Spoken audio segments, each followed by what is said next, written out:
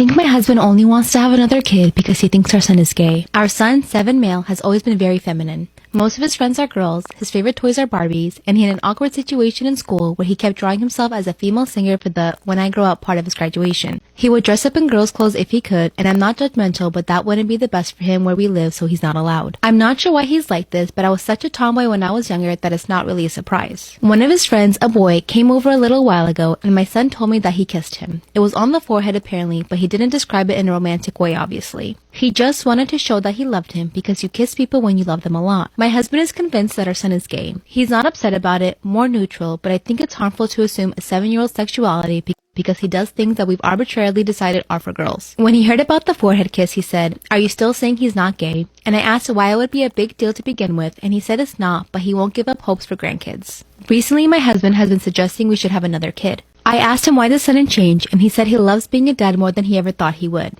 I believe him about that, but the timing in his comment about grandkids won't leave my mind. I originally wanted to adopt, and he said even if it's selfish, he wanted his only child to be biologically his. I'm putting all of this together, and to me, I'm worried he only wants another child to have biological grandkids. I feel like that is showing that he's going to love our son less than this hypothetical next child. Does it sound like that to you too, or am I reading too much into it? I'm 28 and babysit on the weekends to make some extra cash. There's this one family that I should have phased out by now, but the kids are cute and I don't have another job, so it's easy money. My issue is, the mom is never home on time. She used to not give me return times, but I finally started asking as it made it impossible for me to get anything done on the weekends. I'd go babysit so she could have brunch, but she'd be gone from 11 a.m. to 7 p.m. My whole day was gone. After that, she'd start giving me times but never stick to them. She wouldn't even call to tell me, she'd just stay out. On Saturday, I got to her house at 6 and she was supposed to be home by 9. I told her that she needed to be home on time because I had plans to go out with friends. I was even getting ready at their house after I put the kids to bed. She promised. Of course, 9 rolls around and she's not home. I call her, no response. Text, no response. Another hour. Still nothing. I was still calling and texting. Finally, it's midnight. By this point, my plans are long ruined, but I'm pissed and exhausted. I call her and leave a voicemail saying that if she's not home in the next hour, I'm considering the kids abandoned and calling the cops. I also texted her this. I tried calling her 30 minutes later and it goes to voicemail on the second ring. I text her again and she leaves me on red. If she had reached out saying, "Hey, I'm staying out until X time," I would have stayed. I don't know any of her family nor the father of the kids, so I can't call them. I gave her a grace period of 15 minutes and tried calling again, and finally called the cops. The non-emergency line though. They showed up and I showed our agreement in text from earlier in the week confirming that she'd be home by 9. They tried contacting her, didn't answer.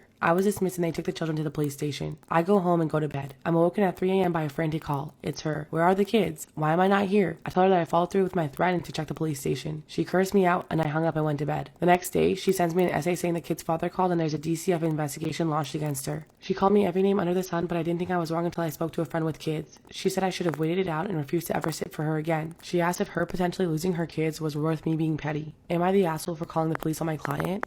So I, 32, have been married to my husband, 34, for 6 years. Before we got married, he had me sign a prenup stating that our financials would always be separate and the only thing that we would share was an expense account to pay for our household-related fees. The reason for this was because he was making pretty good money and I was in graduate school, so my financial situation was pretty bad, but I signed nonetheless because I understood he wanted to protect himself. Anyway, fast forward to now, I've been out of school for 4 years and I make more than 3 times as much as he does. I've never asked him how much he makes and he's never asked me either. Anyway, 2 weeks ago I told him that I was thinking about buying a new car as the one I had was really old since I had it since my undergraduate days. He wasn't really interested and he just told me to get whatever I liked. So a week ago, I decided to make a plunge and get an Audi. I was pretty excited as I always wanted one. At the time, my husband was on a business trip and he got back yesterday. I showed him my car and he was really happy for me. However, later he asked me what my monthly payments were as the Audi was pretty new. At this point, I told him that I made the purchase in cash and that I had no monthly payments. He was taken back and asked with what money, and I answered that I made more than enough to be able to afford it. He didn't talk after that and I thought that was that. However, a few hours later, he came back to me and told me that he thinks we should void the prenup. This is where I might be the asshole because I laughed in his face. I asked him why I would agree to do that and his answer was that we're married and should share our financials. So I told him we've been married for 6 years and yet we've never shared our financials and I was fine with what we were doing. And his sudden change of heart was very suspicious. He called me a bunch of names and stormed out and didn't come home, and I guess he told his family about our fight. They called to berate me and say how he supported me while I was in school. He didn't, and now I'm wondering if I was an asshole. So am I the asshole for laughing in my husband's face?